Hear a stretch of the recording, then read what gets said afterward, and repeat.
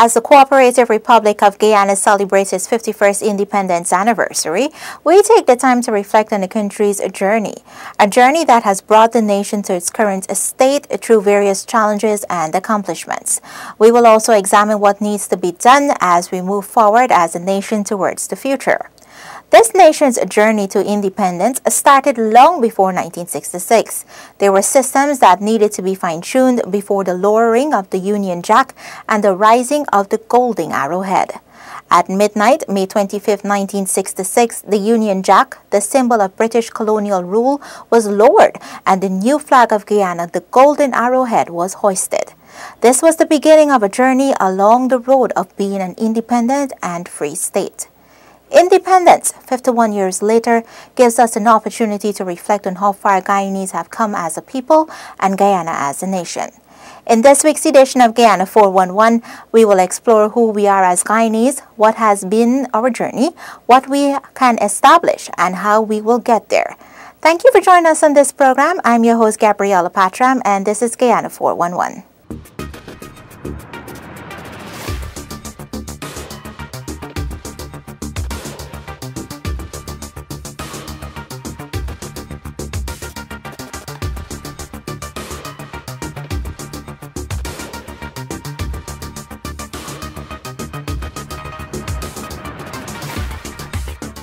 As Guyanese, the answer is quite simple for some, while it is difficult for others.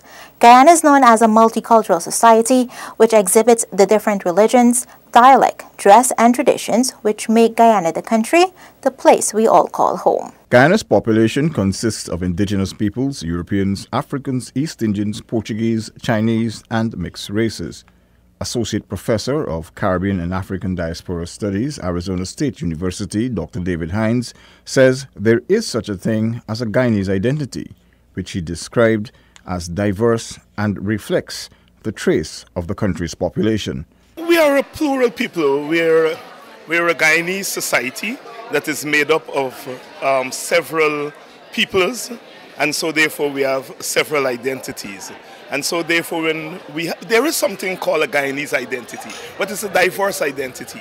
It's an identity that comes to life when Indians and Africans and Amerindians and Chinese and Portuguese, they find that common point where they meet. Indigenous peoples, Europeans, Africans, East Indians, Portuguese, and the Chinese were brought to Guyana under different circumstances.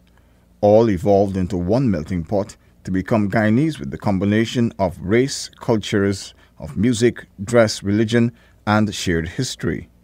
Professor of the University of Guyana, Dr. Paloma Mohammed, has her theory on the Guyanese identity. First of all, the question of identity is very complex, and this is a very complex country. There is no one identity. No one person has one identity. For instance, you could be a son in one place, a father, a journalist in another place. So we are all made up of multiple identities.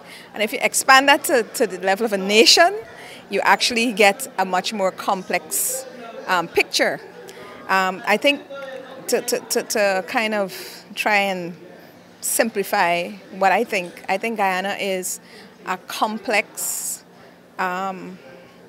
set of identities competing for attention and competing for acknowledgement. Though some citizens point out that the nation's diversity has become a dividing factor which has caused many to be on separate sides, others appreciate the different cultures which make Guyana the country we love as something to be proud of. International Public Health and Healthcare IT consultant Colin Haynes. I think we share a really great sense of pride. I think also we also share a commitment, a dedication, and that is really inscribed in our Constitution, in our coat of arms, all of our national emblems. But it's what we do every day. It's the man in the street pushing a donkey cart, or the man in the street, the vendor street selling, or it defines us in terms of our ability to move around in different spheres. I think that's one of the most defining things, at least in my experience, about Guyanese people. is that we have been able to tap into that resourcefulness and that we are very resilient. I mean, like some things that happen in the country, even in the environment, even in the times of flood. We see that in the 2005 floods, I served in communities. And I saw where people were so resilient, even after they lost so much, they were still able to build from scratch and to build again. Some are more resilient than others, but I think from a large measure we have proven that we are resilient people. What it means to be a Guyanese is the fact that I live in 3,000 square miles of pristine, tropical beauty. And this may sound like jargon to people, but trust me, traveling Guyana and working in the media, so I travel Guyana a whole lot. Being able to, for example, go to Maikoni and rock back in a hammock and get fresh air and be able to catch fish and to play sail out, or being able to go to Bartica or to Lethem and to be able to get some nibbies done and that kind of thing. That's for me, the simple things in life that matter. The fact also that I can go anywhere in this 83,000 square mile place called Guyana and not feel as if I am not welcomed. One of the things about us as Guyanese is that there's a warmth and there's a friendliness, even if you're a stranger, even if you're a different ethnicity. People see a stranger come to the area, and as long as you're polite, they welcome you and they take care of you. I think it's the best citizenship in the world, being Guyanese. Being here, we don't have to worry about unnecessarily about earthquakes and tornadoes and all those things that some other countries have. We are rich in resources. We're getting a better understanding day by day how to manage those resources effectively for citizens. And we are a peace-loving people. At the end of the day, we have had several elections over time. But I think for the general part, we are peace-loving and a hospitable people. We're known as that. And we're coming back to the days when we were known as the breadbasket for the region. So I think all in all, we're a delightful, loving people. We Guyanese are definitely not a single religion or color of skin, with our enviable, diverse and colorful culture filled with folklore.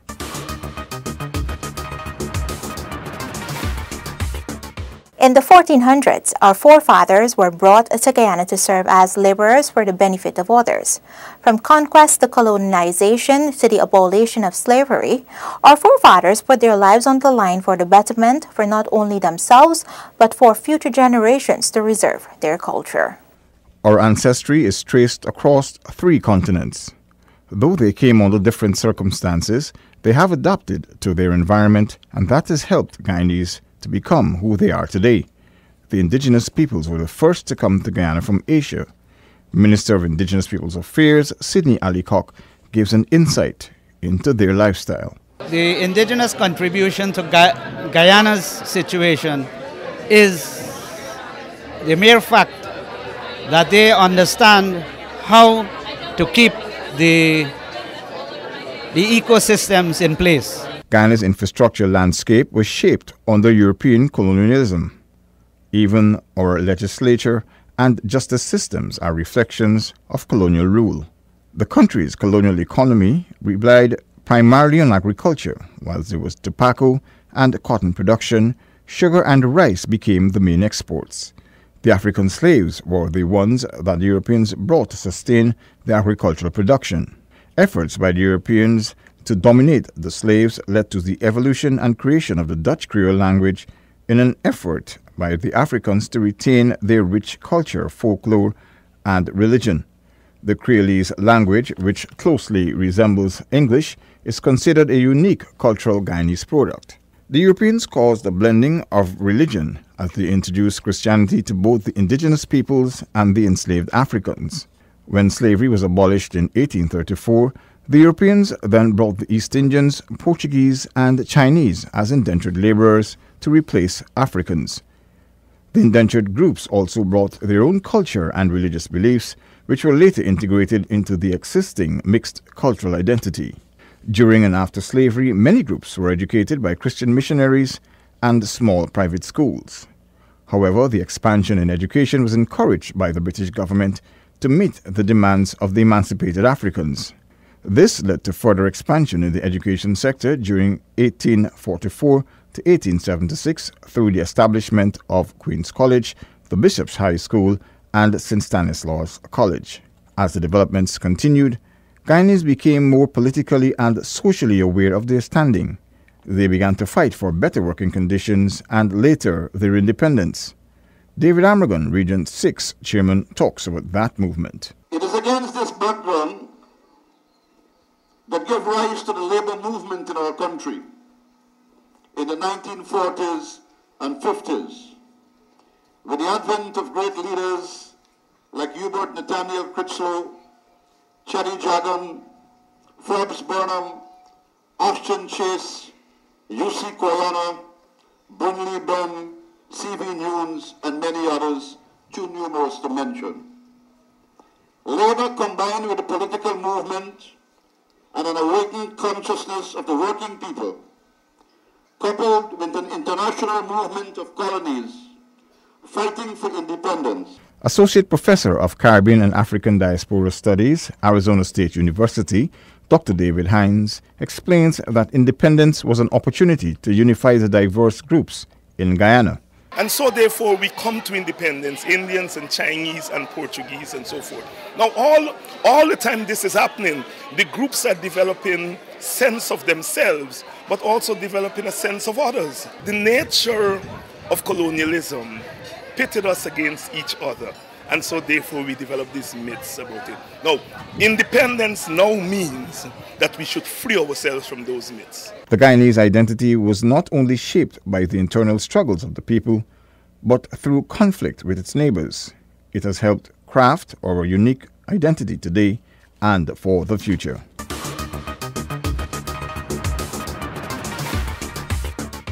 After gaining independence on May 26, 1966, Guyana was viewed as becoming a prosperous country with its new partnership with Cuba and the Western countries to further develop its infrastructure. With its rich mineral resources, we allow for exporting and importing. It has become a source and benefit for the Guyanese population. Guyana is considered the breadbasket of the Caribbean due to its arable land along the coastal plain. This makes it possible to grow a variety of crops. For centuries, Guyana has been producing rice, sugar and cash crops for both domestic consumption and for export. The country will soon embark on the oil and gas industry to help further push its economic growth. Minister of Agriculture, Noel Holt, explains how the coalition government has also placed focus on developing agriculture in the hinterland, given the coastland's vulnerability to the effects of climate change. Hinterland agricultural development will continue to be an important facet of our agricultural development agenda. In 2016, emphasis was placed on finalizing plans for expansion of the agricultural station at Ibini and the establishment of a new station at Ferrara in Region 9. Work will continue in 2017 in pursuit of these stations becoming a reality. Emphasis will be placed on cassava, peanut and orchard crops, and cattle at Ibini, whilst at Ferrara the focus will be on cattle, rice, orchard crops and cassava. These developments will be supported by an IDB program which is coming on stream in 2017. Additionally, the announcement of oil-bearing sandstone reservoirs in Guyana's exclusive economic zone has proven that agriculture will not only be the sector that could drive the country's prosperity. Minister of Natural Resources, Raphael Trotman, gives an insight of what this sector holds for Guyana. Here again, as we take ourselves into oil and gas production, the government has frontally and firmly embraced the extractive industry's transparency initiative. I should add that it has a companion initiative which Honourable Prime Minister was a guest speaker at, and that is the Open Government Partnership. I believe a meeting is taking place now in Paris, France. But Mr. Speaker, these seek to ensure that the resources of a country remain in the hands of the people. And to this end, Guyana is pleased to announce that before the end of 2017, which is in a few days, we will submit our candidacy application to the Secretariat in Oslo, Norway, and we are very proud that as we progress, Mr. Speaker, we will do so in a very open and transparent way, seeking, Mr. Speaker, to draw on the expertise and the support of those who are with us in this endeavor. The creation of a vibrant service sector, which is capable of providing a service to the European market, is also being examined. This would be built through entrepreneurship, especially through youths. The coalition government has begun working to bridge the gap to move goods and connect people across the 10 administrative regions so there is equality in access to goods and services for all. Minister of Public Infrastructure David Patterson gives the vision for establishing capital towns in the various regions. We envisage bridging the Demerara, a new fixed structure in the Demerara. We're talking about a new road, a roadway connecting from Sand Hill, going all the way to linking back up to that same Parika Goshen Road. I mean, it's all nice virgin land. We're talking about Molson Creek to Oriala to Molson Creek work. We're talking about redevelopment of Stellens. I mean, I have a proposal which I'm going to send to cabinets and about redevelopment of both the Freedom Hoop and the Georgetown Stellens. I mean, that is prime land, prime commercial land. What we're supposed to be doing is not just anchoring ships there. We're supposed to be doing in any other country that would be in riverside property with commercial venues and those things like that. I have a proposal. As you see, it's not the final thing. It should have a proposal on doing some boardwalks in the seawalls area. You know what I mean? Which is both will help with our sea defense work, as well as make a space for people on Sundays. You know what I mean? So therefore, I mean, it's done. It's quite easily done. So 2020, we should have a transformed city and a transformed country. The government's ability to diversify the agriculture sector, exploiting our mineral resources along others, will require a skilled and educated workforce. Hence, Minister of Education, Dr. Rupert Roopnarine, shows how critical education is to Guyana's development. Quality education and the services of an accreditation council, which assures that there is quality, is critical to the development of the most important asset of a nation, its human resource, and by extension, the very development of the society, which relies on its human resource to spearhead its development. The reason we cannot afford to fail in education is that if we fail in education, everything else will fail. It is that central, and we take it that seriously. Even as we diversify our economy, there must be care in ensuring that it is sustainable. In this context, President David Granger has proposed a green economy agenda. We are going to transition our economy towards a renewable, clean, and cheaper source of energy. We are going to craft a comprehensive coastal zone management plan to protect human habitation. We are going to craft coastal economic systems and ecosystems. We are going to create green enterprises and jobs. We will inculcate green education in our schools. We are going to adopt a green development strategy, and that strategy will rest, first of all, on renewable energy. Guyana will rapidly accelerate the transition towards renewable sources of energy as part of our green development thrust. We will invest in solar, wind, hydro, and biomass sources of energy over the next 5 years. We have the potential for generating hydroelectricity with more than 100 sites which are suitable for large or small projects. We have the potential for the development of wind energy along our 432-kilometer coastline. We have the potential for solar energy generation. You go to Rupununi during El Nino or to the intermediate savannas, and you can see the irradiation levels are high, making Guyana ideal for the establishment of industrial-scale solar farms.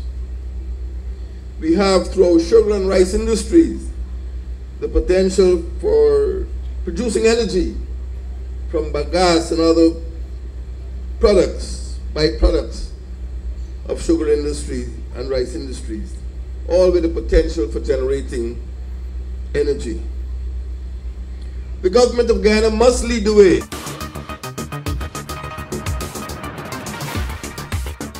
Under the AP and UAFC government, there is no doubt that Guyana can reach its full potential as a progressive and prosperous country, even as it pursues collaboration regionally, nationally, and internationally.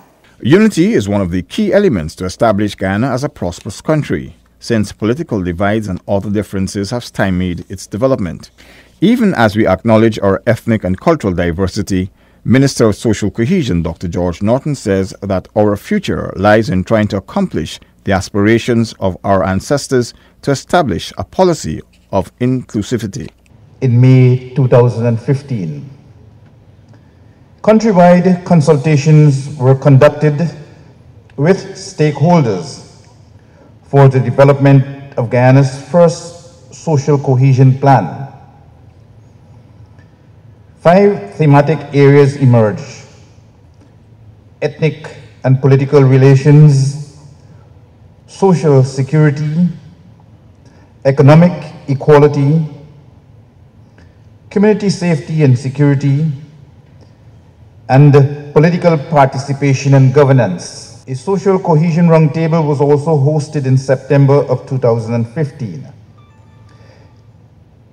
and informed the preparation of the 5-year strategic plan, which was done by the ministry with the invaluable assistance of the United Nations Development Program. This plan then validated an implementation plan, which was prepared based on feedback from stakeholders who all met in March of this year. Good governance is another key element in establishing a prosperous Guyana. The coalition government has assured the people of equality before the law, that laws will be fair and impartial, as well as offer protection, especially for the poor and vulnerable. Prime Minister Moses Nagamootoo assures that the separation of powers will be respected. There is in Guyana the existence of a parliamentary democracy that is multi-racial, multi-party.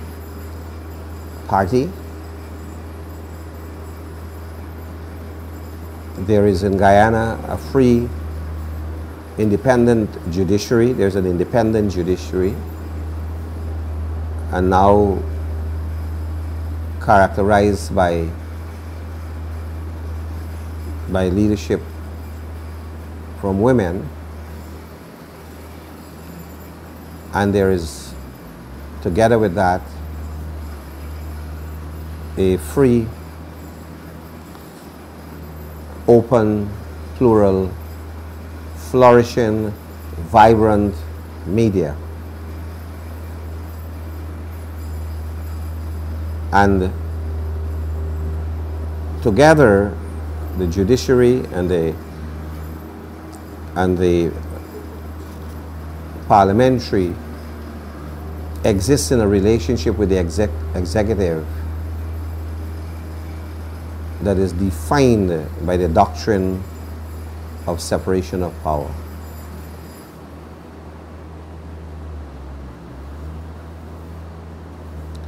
This is no small achievement,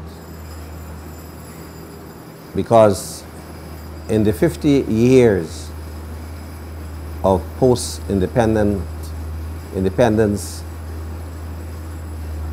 politics in Guyana, we have had the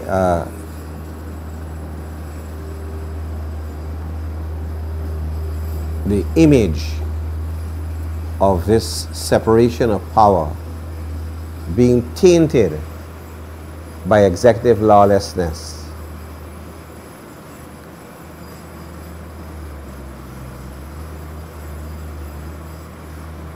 So this is, for me,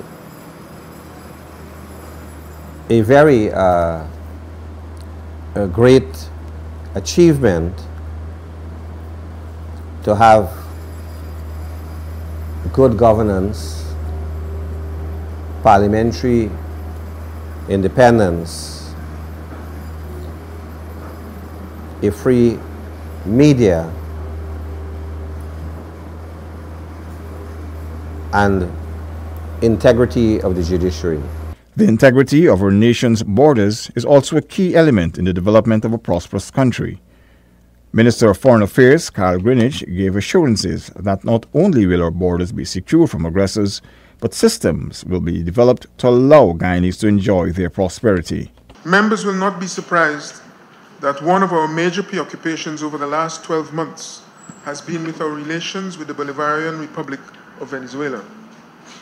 It has been a year in which we have been actively engaged in the efforts of the Secretary General of the United Nations in his very personal endeavors to find a way forward in our controversy with Venezuela.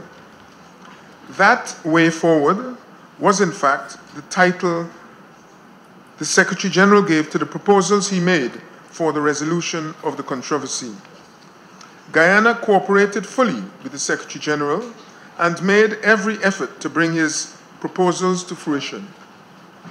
Unfortunately, Venezuela did not do likewise, and in the end, frustrated the Secretary General's best efforts. The initial way forward proposals envisaged a conclusion at the end of this year, which is, of course, also the end of the Secretary General's tenure. The Secretary General will soon demit office, and I'm very happy to be able to report to this Honorable House that we were on Friday afternoon, December 16th, 2016, informed by him that he has reached a decision on the way forward under Article 4.2 of the 1966 Geneva Agreement. His decision, as jointly conveyed to Venezuela, is for the good office process to occupy the forthcoming 12-month period.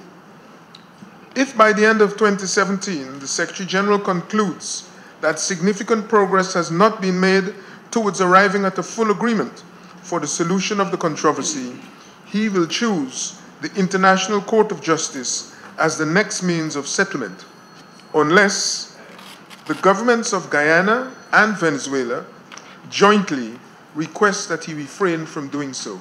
When we think of a prosperous Guyana, it must not only benefit us, but the future generations to follow. Minister of Finance Winston Jordan notes that our prosperity must be based on sustainable activities that can upkeep our environment, eliminate poverty, and are non-discriminatory. In the manifesto of the APNU plus AFC coalition, and subsequently extensively elaborated in my maiden budget speech. That presentation focused on the path to realizing our vision that every Guyanese must enjoy the good life. This was reiterated recently on Thursday, 14 January 2016, by His Excellency President David Granger during his address to this Honorable House. He was sage in his reasoning that while achieving the good life should not be a dream, its reality would not be easy.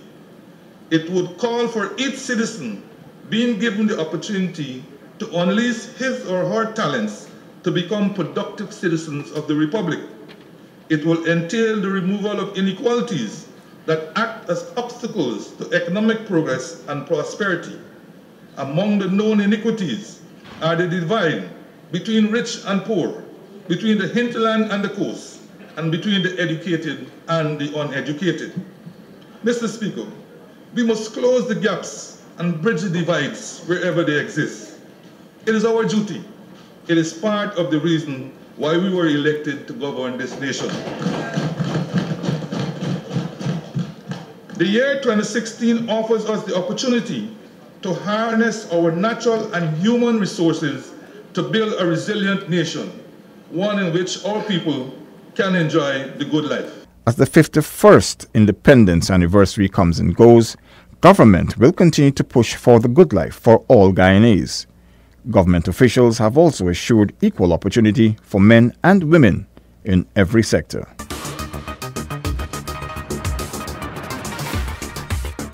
Guyana portrays independence by embracing culture, diversity, and development. Moreover, the people of the nation is geared and prepared to witness further development with the expectation of an emerging oil and gas sector.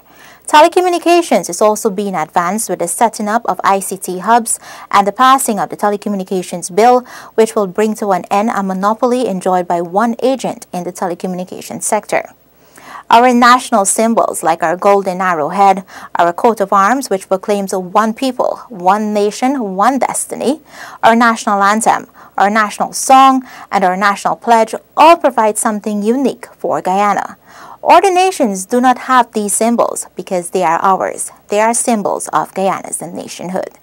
Meanwhile, international related issues such as Venezuelan border controversy has brought Guyanese together to defend what is ours. The local economy is under reconstruction and promises the good life for all. Thank you for joining us on this program. You can watch these and other programs on GINA's website, and GINA also has an active Facebook page. On behalf of the director and staff of GINA, we say a happy independence to all Guyanese. I am Gabriella Patram. Do have a safe and productive week ahead. Goodbye.